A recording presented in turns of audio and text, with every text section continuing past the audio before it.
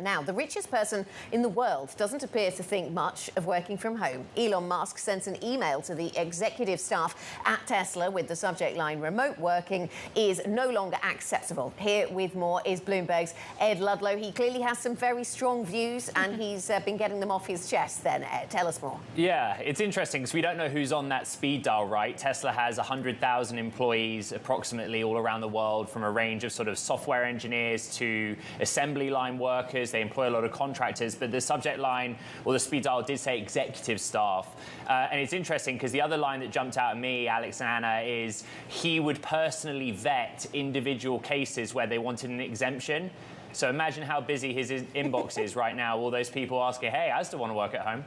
Yeah, and it's very different than when you look at the big banks, where there is competition among the banks for staff. I feel like it's a different scenario when it comes to Tesla. If I worked at Twitter today, would I be freaking out? Yeah, I think so. I mean, this is at odds with Twitter's policy. You remember kind of midway through 2021, Jack Dorsey, when he was still CEO, said that even when our offices open in September out on Market Street, downtown San Francisco, you'll have the option to work from home indefinitely.